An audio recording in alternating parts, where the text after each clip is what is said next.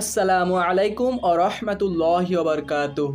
বিসমিল্লাহির রহমানির রহিম। শুরু হচ্ছে মৃত্যুর সম্রাট অধ্যায়ের আরব রজনীর স্বপ্নভঙ্গ পর্বের চতুর্থ অংশ। কিছু মহল্লার লোকজন শক্ত প্রতিরোধ গড়ে কয়েক ঘন্টা টিকে রইল, কিন্তু এরপর যখন মঙ্গলরা মহল্লায় ক্যাটাপুল্ট দিয়ে কেরোসিন ঢেলে আগুন ধরিয়ে দিল, তখন জীবন্ত কাবাব হওয়া ছাড়া তাদের আর কোনো উপায় রইল না। মঙ্গলরা কাউকে ছাড়ল না। পুরুষদের যেখানে পেল সাথে সাথে সেখানেই হত্যা করে মাথাটা কেটে বস্তায় ভরল। মাথা দিয়ে সৌধ বানাতে হবে যে। শিশু ও বৃদ্ধদের শরীর মাঝখান থেকে দু টুকরো করে ফেলেছিল তারা। মেয়েদের সাথে যা হলো তা ছিল সবচেয়ে যন্ত্রণাদায়ক। ইচ্ছে মতো ধর্ষণ করা হচ্ছিল তাদের।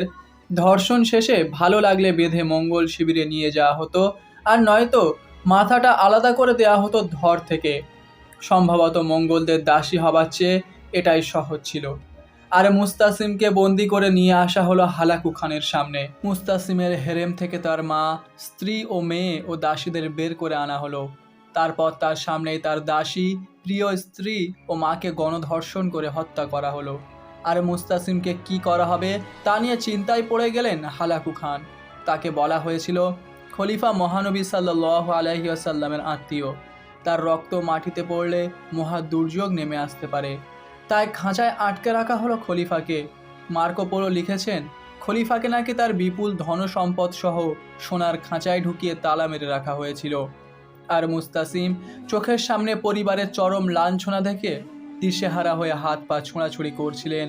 এছাড়া আর বিশেষ কিছু করার ছিল না তার। এদিকে খলিফাকে হত্যা করা নিয়ে হালাকুর দুশ্চিন্তার অবসান ঘটাতে এগিয়ে এলো তার পক্ষে যোগ দেওয়া কিছু শিয়া মুনাফিক।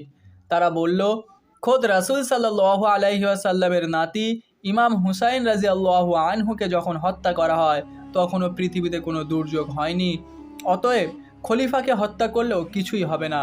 এই কথা শুনে হালাকু খান খুশি হলেন, কিন্তু তার মনের ভয় গেল না। শেষমেশ সিদ্ধান্ত নেওয়া হলো খলিফাকে গালিচায় পেঁচিয়ে তার উপর দিয়ে 100 ঘোড়া চালিয়ে দেওয়া হবে। এতে রক্ত গালিচায় মাখবে, মাটিতে পড়বে না, আর তাহলে কোনো প্রাকৃতিক বিপর্যয়ের ভয়ও থাকবে না। বাগদাদ দখলের 3 দিনের মাথায় সোনার খাঁচায় ভরে রাখা খলিফাকে হালাকু জিজ্ঞেস করলেন, কি ক্ষুধা পেয়েছে? খলিফা বললেন, হ্যাঁ পেয়েছে। হালাকু বললেন, তাহলে খাও। মুস্তাসিম বললেন, কি খাবো? এখানে তো কোনো খাবার নেই। হালাকু বললেন, এই যে বছরের পর বছর যে সম্পদ জমিয়েছ তা খাও। এই সোনাদানা জমিয়ে না রেখে যদি নিজের সেনাবাহিনীর পেছনে খরচ করতে, যদি বাগদাদের দেওয়ালের পেছনে খরচ করতে, তাহলে আজ আমার দয়ার ভিখারি হয়ে তোমাকে মরতে হতো না। খাও, আজ তোমার সম্পদ, তুমিই খাও। আর মুস্তাসিম হা করে চেয়ে রইলেন। তাকে টেনে হিঁচড়ে বের করে আনা হলো। তারপর গালিচায় মুড়িয়ে ঘোড়ার পায়ের নিচে পিষে হত্যা করা হলো।